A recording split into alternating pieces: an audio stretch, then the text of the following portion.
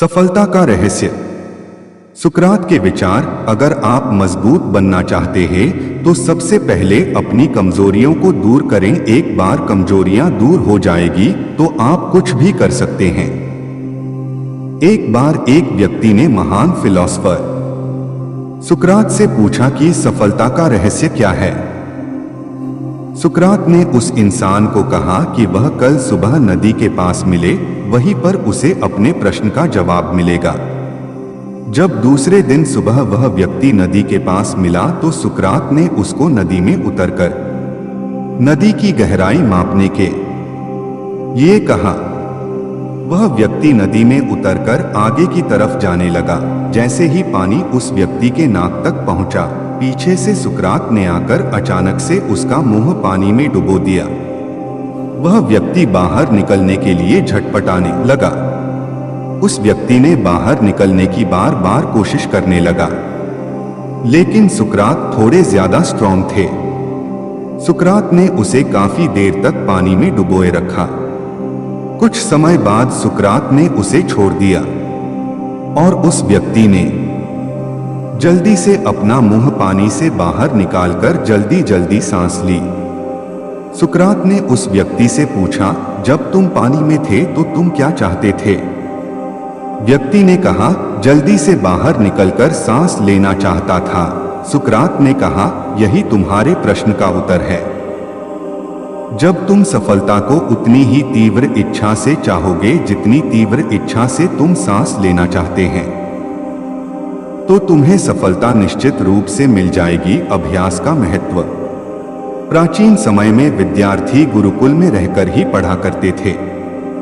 बच्चे को शिक्षा ग्रहण करने के लिए गुरुकुल में भेजा जाता था। बच्चे गुरुकुल में गुरु के सानिध्य में आश्रम की देखभाल किया करते थे और अध्ययन भी किया करते थे। वरदराज को भी सभी की तरह गुरुकुल भेज दिया गया। वहां आश्रम में अपने साथियों के साथ घुलने मिलने लगा, लेकिन वह पढ़ने में बहुत ही कमजोर था। गुरुजी की कोई भी बात उसके बहुत कम समझ में आती थी। इस कारण सभी के बीच वह उपहास का कारण बनता है। उसके सारे साथी अगली कक्षा में चले गए, लेकिन वो आगे नहीं बढ़ पाया। गुरुजी ने भी आखिर हार मानकर उसे बोला, बेटा वरदराज, मैंने सारे प्रयास करके देख लिए हैं। अब यही उचित होगा कि तुम यहाँ अपना समय बर्बाद मत करो। अपने घर चले जाओ और घर वालों की काम में मदद करो। वरदराज ने भी सोचा कि शायद विद्या मेरी किस्मत में नहीं है, और भारी मन से गुरुकुल से घर के लिए निकल गया। दोपहर का समय था। रास्ते में उसे प्यास लगने लगी। इधर उधर देखने पर उसने पाया कि थोड़ी दूर पर ही कुछ महिलाएं कुएं से पानी भर रही थी। वह कुएं के पास गया। वहां पत्थरों पर रस्सी के आने जाने से निशान बने हुए थे। तो उसने महिलाओं से पूछा, यह निशान आपने कैसे बनाए? तो एक महिला ने जवाब दिया, बेटे, यह निशान हमने नहीं बनाए। यह तो पानी खींचते समय इस कोमल रस्सी के बार बार आने जाने से ठोस पत्थर पर भी ऐसे निशान बन गए हैं। वरदराज सोच में पड़ गया। उसने विचार किया कि जब एक कोमल से रस्सी के बार बार आने जाने से एक ठोस पत्थर पर गहरे निशान बन सकते हैं, तो निरंतर अभ्यास से मैं विद्या ग्रहण क्यों नहीं कर सकता? वरदराज ढेर सारे उत्साह के साथ वापस गुरुकुल आया और अथक कड़ी मेहनत की। गुरुजी ने भी खुश होकर भरपूर सहयोग किया। कुछ ही सालों बाद यही मंदबुद्धि बालक वरदराज आगे चलकर संस्कृत व्याकरण का महान विद्वान बना, जिसने लघु सिद्धांत कौमुदी, मध्य सिद्धांत कौमुदी, सार सिद्धांत कौमुदी, गीर्वाण पद्मंजरी की रचना की। शिक्षा। दोस्तों, अभ्यास की शक्ति का तो कहना ही क्या, यह आपके हर सपने को पूरा करेगी। अभ्यास बहुत जरूरी है, चाहे वो खेल में हो या पढ़ाई में या किसी और चीज में। बिना अभ्यास के आप सफल नहीं हो सकते हो।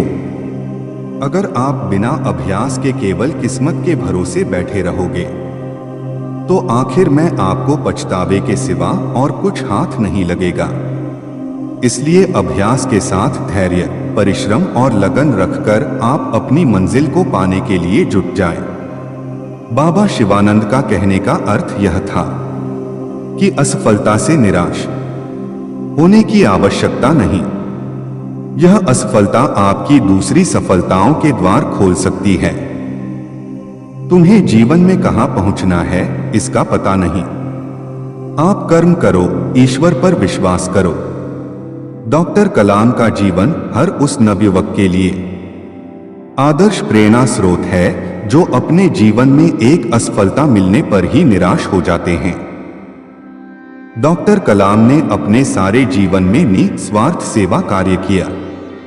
उनका राष्ट्र प्रेम और उनका देशभक्ति का जज्बा हर भारतीय के लिए सबक एवं प्रेरणा का पुंज है और हमेशा रहेगा। कृपया जो भी मेरे इस चैनल पर नए हैं तो इस चैनल को सब्सक्राइब जरूर करें। धन्यवाद।